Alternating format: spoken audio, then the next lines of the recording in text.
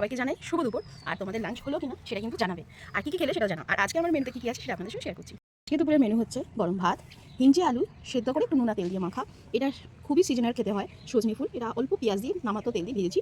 মূলো ভাজা, এখানে আছে যেমন লাউ দিয়ে ডাল, আর এটা আছে বাঁধাকপি মাছের মাথা দিয়ে ঘন্ট। শাক মানে প্রথমে তেতো, তারপর কিন্তু অন্য কিছু। তো আমি প্রথমে হিঞ্চের শাক আলু দিয়ে যেটা মাখা ছিল সেটা একটু ভালো করে মেখে, আহা হিঞ্চার স্বাদ যে খেতে পারে সেই বুঝবে। অমৃত। হিঞ্চে শাক একটা গন্ধ আলাদা আছে, কিন্তু যারা খেতে পারে তারা এই স্বাদটা বুঝবে। আমার তো ভীষণ ভালো লাগে।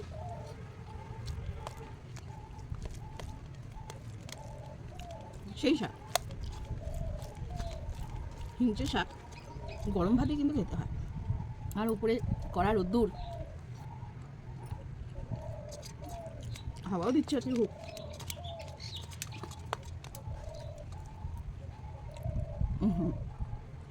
আর আমার শরীর হিসেবে থালাটা কিন্তু খুব ছোটো। ওই থালাটার মধ্যে যেটুকু ধরে সবজি টবজি দিয়ে সাজিয়ে খাই। মানে বড় থালা হলে খাবারটা বেশি ভরবে, মানে একটা চোখে লাগা যে হ্যাঁ আছে এটা, সেটার থেকে আমার ছোটো থালা হলে কম খাওয়া হবে। হ্যাঁ, আমি ডালটা কিন্তু খুব বেশি খাই। ডাল এখানে বড় বাটির 1 বাটি ডাল আছে। এবার হচ্ছে কথা বলতে বলতে মেখে ফেলেছি সজনে ফুল, এটা ভেজেছি।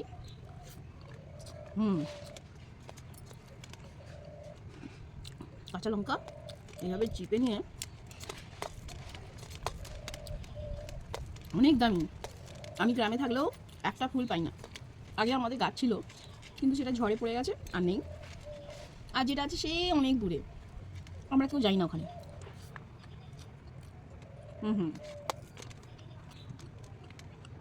এই যে সিজন পাল্টাবে, আর এই সময় কিন্তু সজনে ফুল, নিম পাতা, ডাঁটা খাওয়া খুব দরকার, খুব দরকার।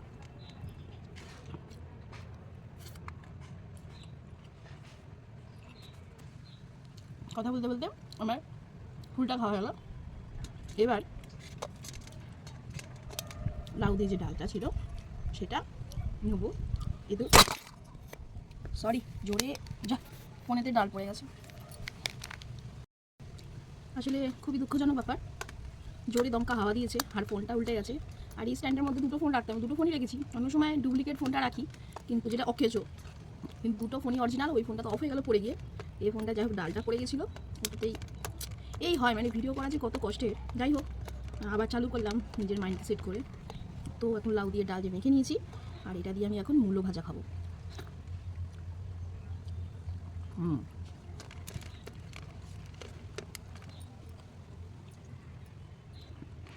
আবারও কাঁচা লঙ্কা একটু টিপে নিয়ে, আর মূলো ভাজাটা একটু মিষ্টি মিষ্টি হয়েছে, ঝালও দিয়েছি আমি।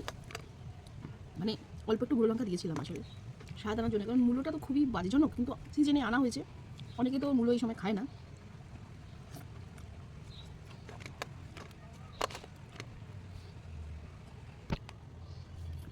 আমি ডালটায় একটু টমেটো দিয়েছিলাম, এখন যে কাঁচা পাকা টমেটো হয়েছে না টক টক, ওই জন্য ডালটা খুব স্বাদ হয়েছে।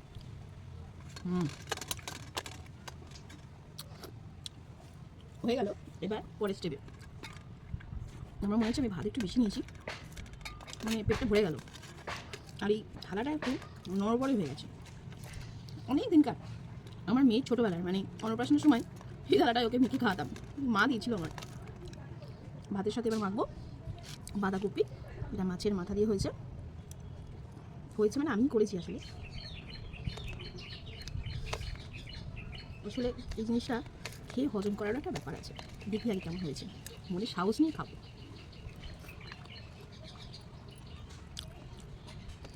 যাই বলুন, এই শীতকালে বাঙালির কিন্তু এটা না হলে সেই স্বাদ। আমি এটা একটু মটরশুঁটি দিয়েছি, দারুণ হয়েছে, খুব ভালো হয়েছে।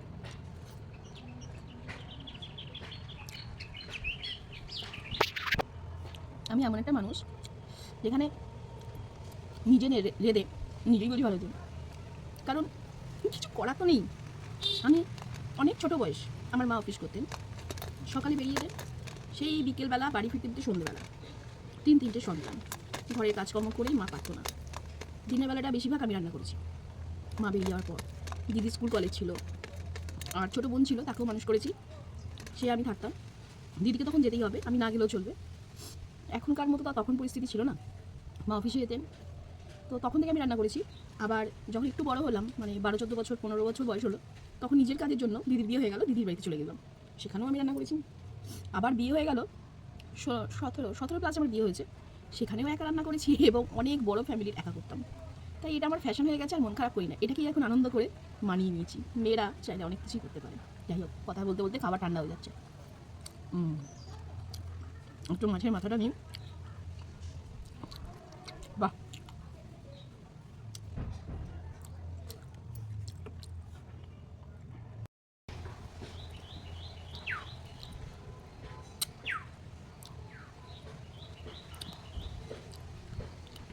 ছোটোবেলা থেকে রান্না করতে করতে এখন রান্না করাটা আমার ফ্যাশন হয়ে গেছে।